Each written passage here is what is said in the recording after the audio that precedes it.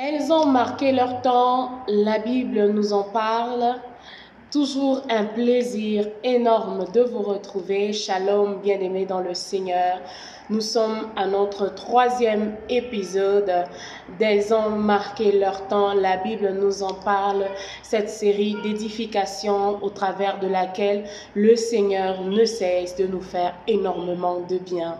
Et pour la dernière fois, la dernière séance, nous avons parlé d'Esther et nous avions promis que nous aurions un autre épisode pour clôturer avec Esther. Et aujourd'hui, ensemble, nous allons prendre nos Bibles et nous sommes dans le livre d'Esther pour la deuxième partie. Nous sommes dans le livre d'Esther au chapitre 9 à partir du verset 29 jusqu'au verset 32. La Bible dit: La reine Esther, fille d'Abishai, et le juif Mardoché écrivirent d'une manière pressante une seconde fois pour confirmer la lettre sur les Purim. On envoya des lettres à tous les juifs dans tous les 127 provinces du roi Assuérus. Elles contenaient des paroles de paix et de fidélité pour prescrire ces jours de Purim au temps fixé, comme le juif Mardoché et la reine Esther les avaient établis pour eux, et comme ils les avaient établis pour eux-mêmes et pour leur postérité à l'occasion de leur jeûne et de leurs cris. Ainsi, l'ordre d'Esther confirma l'institution des Purim, et cela fut écrit dans le livre. Prions. Père, nous te disons merci pour ta parole. Merci, précieux Saint-Esprit, ce soir de glorifier Jésus. Merci, précieux Saint-Esprit, de glorifier Jésus. Merci pour ta parole, Père. Tu envoies ta parole, elle guérit, elle console, elle fortifie. Dans le nom puissant et glorieux de Jésus-Christ, nous avons prié avec foi. Amen. Amen. Et aujourd'hui, déjà pour commencer et placer notre texte dans son contexte, la première chose que nous pouvons mentionner, c'est que après son positionnement en tant que reine, Esther a reçu bien sûr la couronne impériale, la couronne royale. Et le roi a aussi nommé un certain Haman. Le roi l'a nommé, l'a fait monter en pouvoir. Et après sa nomination, le roi a imposé à ce que toute personne qui se tenait à la porte du roi puisse fléchir au passage de Haman, puisqu'il était élevé en dignité et tout et tout. Et lorsque Haman passait, il s'est rendu compte qu'il y avait un homme qui ne fléchissait pas, qui ne s'agenouillait pas devant lui. Et cet homme était Mardoché. Et comme vous le savez, les Juifs, ils ne peuvent se prosterner devant un homme. Il ne se prosternait que devant Dieu.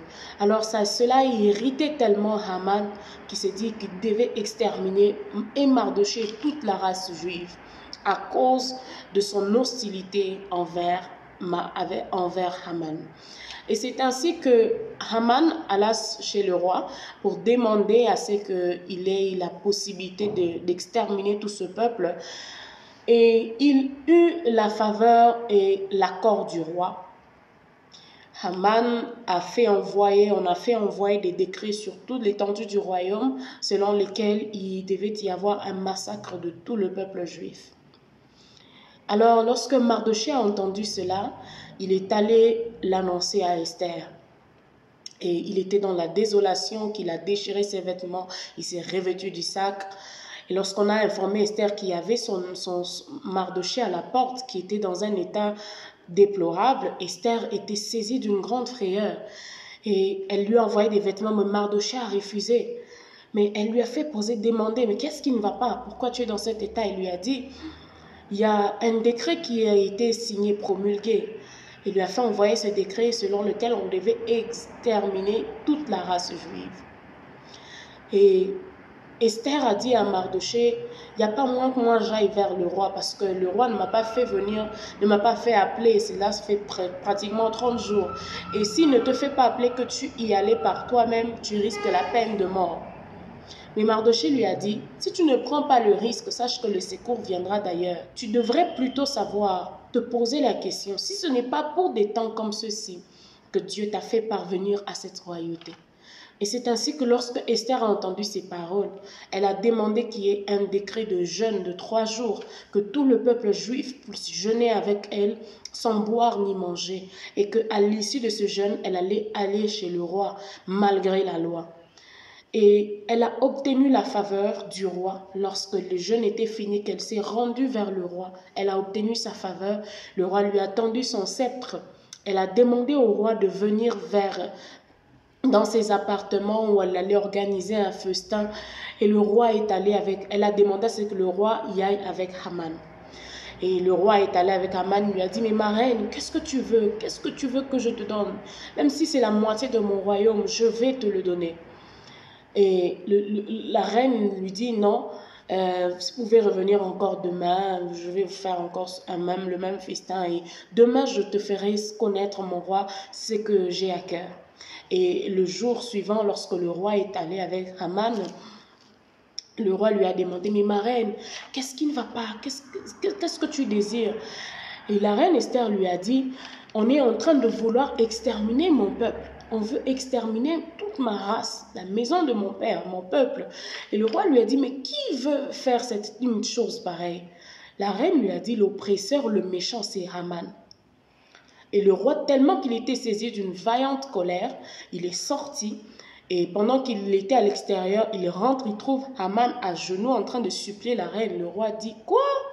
Toi là, tu veux exécuter ma reine, tu veux pas seulement exécuter la reine, tu veux en plus la violenter sous mes yeux. Et c'est comme ça que Haman a été pendu au bois qu'il avait déjà préparé pour Mardochée. Il y a été pendu, son histoire s'est arrêtée là. Et le peuple juif a eu la vie sauve. Et au lieu qu'il y ait massacre du peuple juif, c'est le peuple juif qui a massacré ceux qui leur voulaient du mal. Et il y a même une fête qui a été instituée de génération en génération, la fête de Purim, pour se souvenir de combien ils ont été libérés de leur angoisse, de leur tristesse, de leur malheur, combien le jour de tristesse avait été changé en un jour de célébration. Alors, une longue histoire, je sais, mais qu'est-ce que nous pouvons retenir de cette très belle histoire? La première des choses, c'est que on a lu avec vous quelque part que Esther était saisie d'une grande frayeur. C'est qu'elle a eu peur lorsqu'elle a entendu que Mardochée était dans un état de sac et tout. Elle a eu très peur. Mais elle a maîtrisé ses émotions. Elle a su se ressaisir vite pour prendre une décision, alors que la Bible dit qu'il y avait une consternation parmi les Juifs. Il y avait des pleurs, des lamentations. Les gens se jetaient par terre parce que tout le monde avait peur. Mais au milieu de tout ce trouble, Esther a su saisir, maîtriser ses émotions. Lorsque Mardochée lui a dit, qui sait si c'est pour un temps comme celui-ci que tu es parvenu à la royauté, Esther s'est calmée, a maîtrisé ses émotions et Esther s'est décidée d'entrer en jeûne pendant 3 jours. Et j'aime ce que la Bible dit, c'est que nous n'avons pas reçu un esprit de crainte, un esprit de peur, un esprit de timidité pour être encore dans la peur.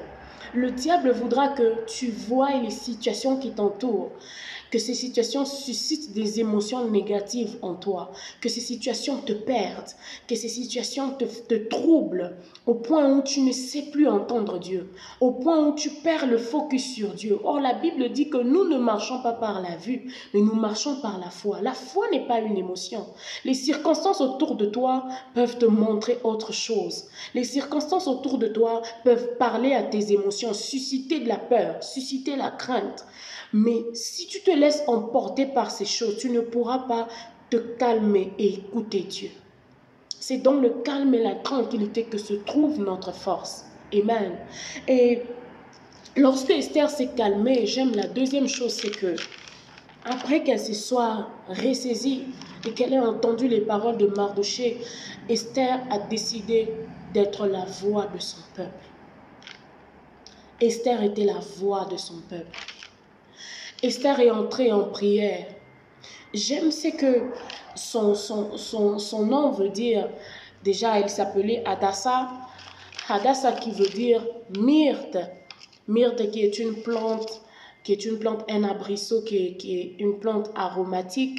qu'on utilise pour lorsqu'il y a des affections, des difficultés respiratoires, où on extrait par distillation, on peut extraire de l'huile essentielle qu'on utilise, ou on peut utiliser ça comme arôme, plante aromatique pour les aliments, qu'on peut utiliser aussi comme c'est une plante aussi qui est décorative. Et aussi d'un côté, elle s'appelait Esther. Esther qui est un astre, qui veut dire étoile. Et j'aime cette combinaison de ces deux. C'est que d'une part, elle était myrte, une plante qui donne du goût aux aliments, mais qui est aussi une plante médicinale qui guérit lorsque quelqu'un traverse des situations, des difficultés respiratoires.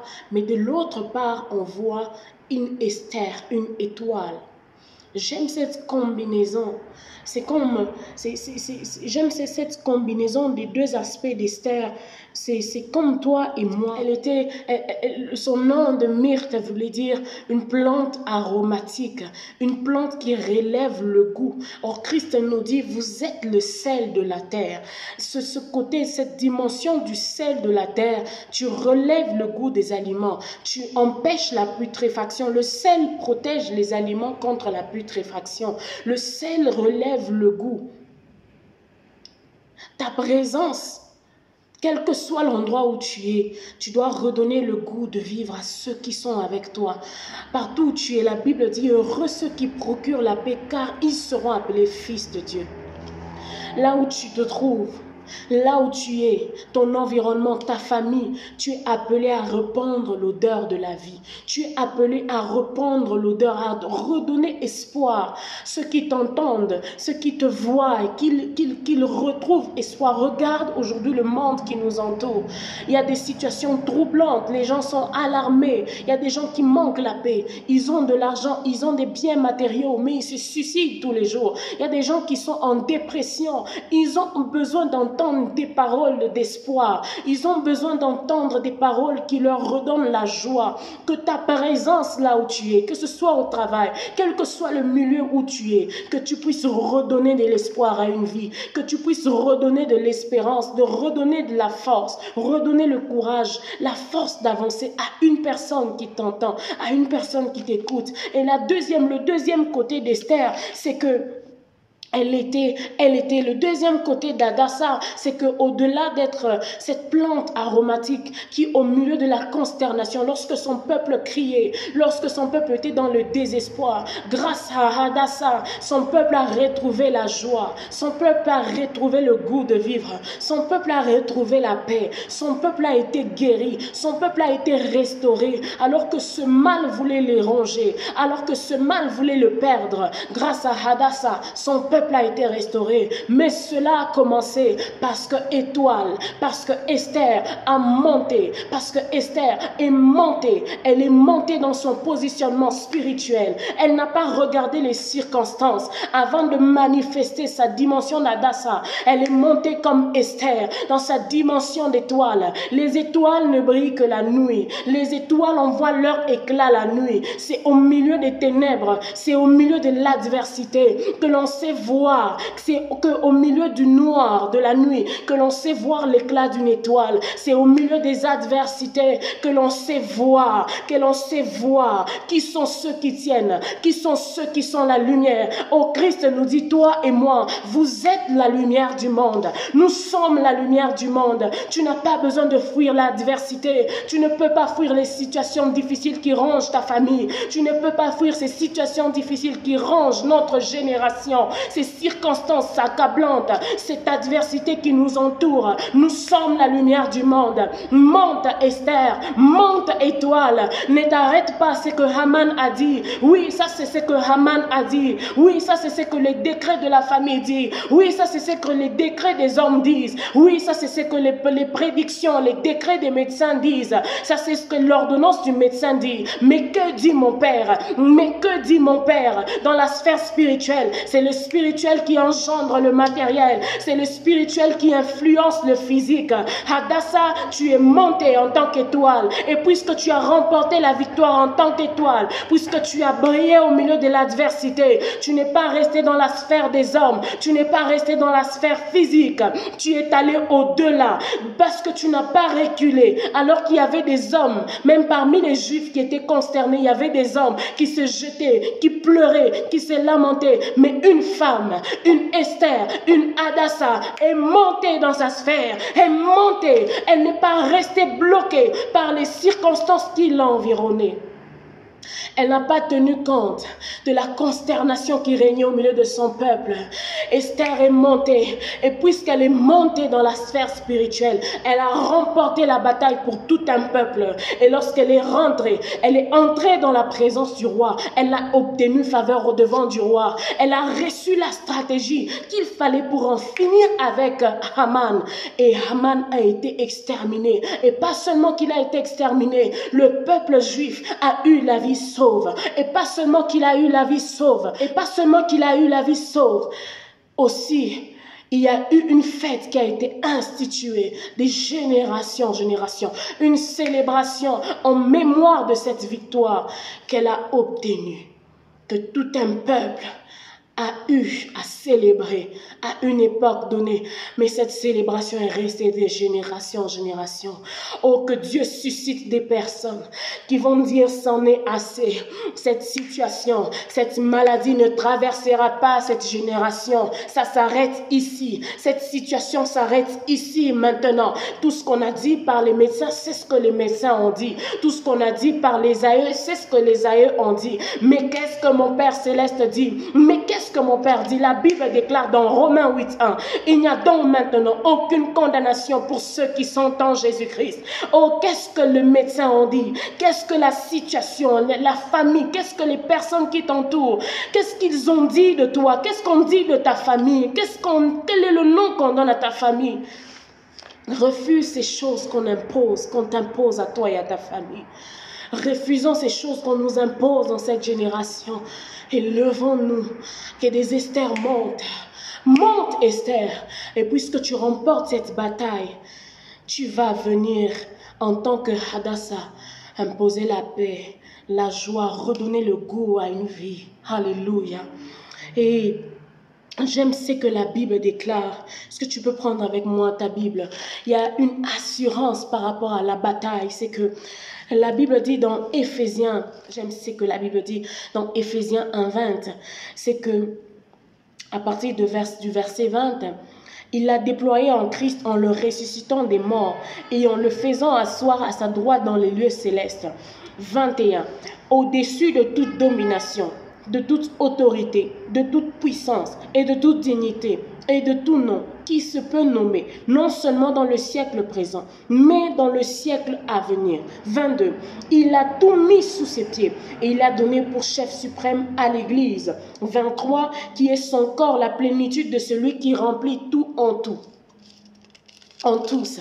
Et le verset, j'aime le chapitre 2, le verset 2, le verset 6, chapitre 2, Éphésiens 2, 6, la Bible dit, il nous a ressuscités ensemble et nous a fait asseoir ensemble dans les lieux célestes en Jésus-Christ. Cette position de domination, cette position de domination, cette position de prééminence, Christ est assis au-dessus des dominations, au-dessus des dominations, au-dessus de toute dignité, de toute autorité, de toute puissance, de tout nom qui se peut nommer dans le siècle présent et dans le siècle à venir. Quel est le nom de cette maladie? Quel est le nom de cette situation? Oh, Christ est assis au-dessus. Et pas seulement qu'il est assis au-dessus, c'est que toi et moi, nous sommes assis avec lui. Nous sommes assis avec lui. Nous sommes assis avec lui. Et j'aime ce que la Bible dit, avant de parler, de dire dans Éphésiens 6, 12, car nous n'avons pas à lutter contre la chair et les sang, mais contre les dominations,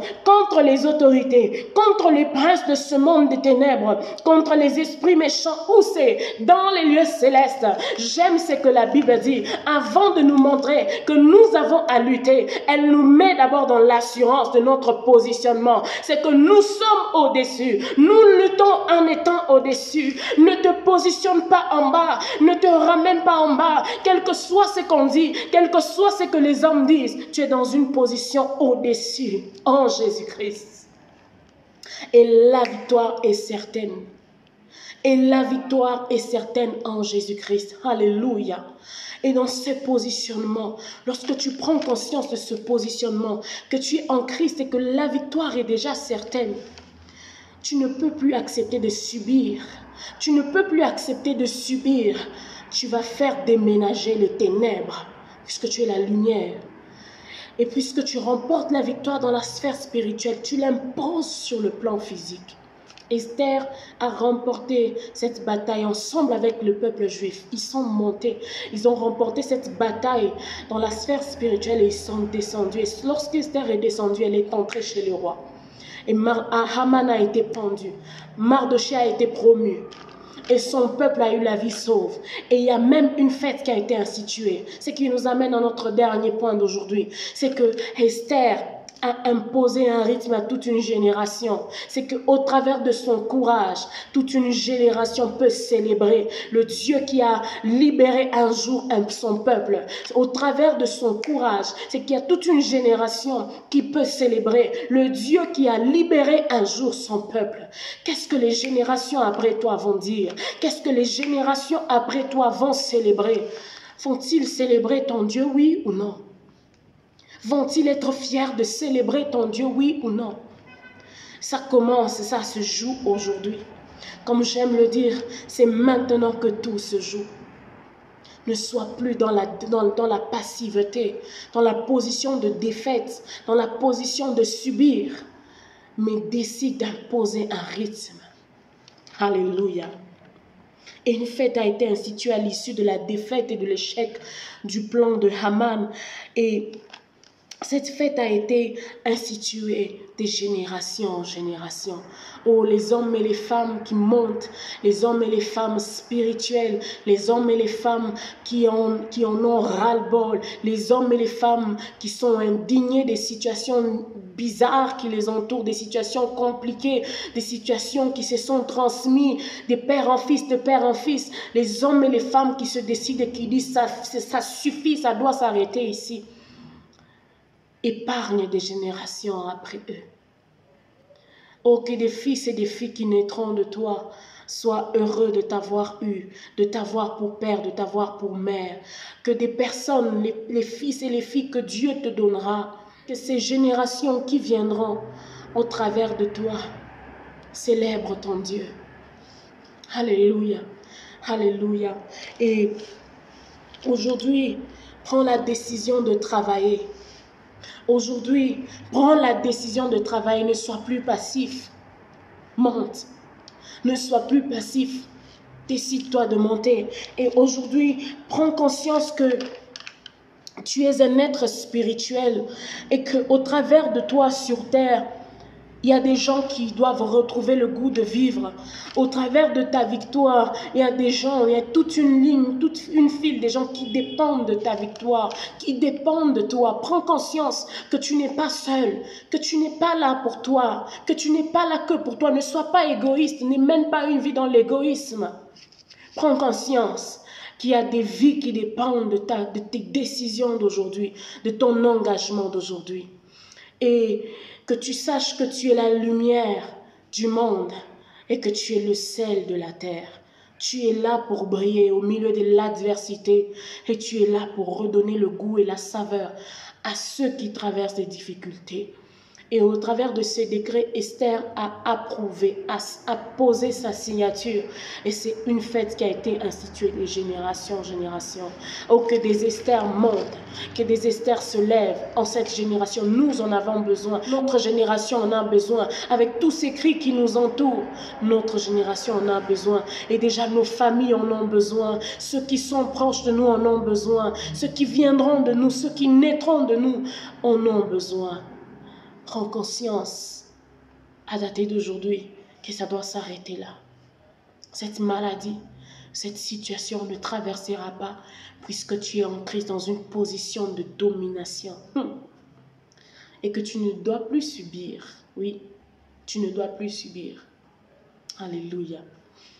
Père, nous te sommes infiniment reconnaissants pour ta parole.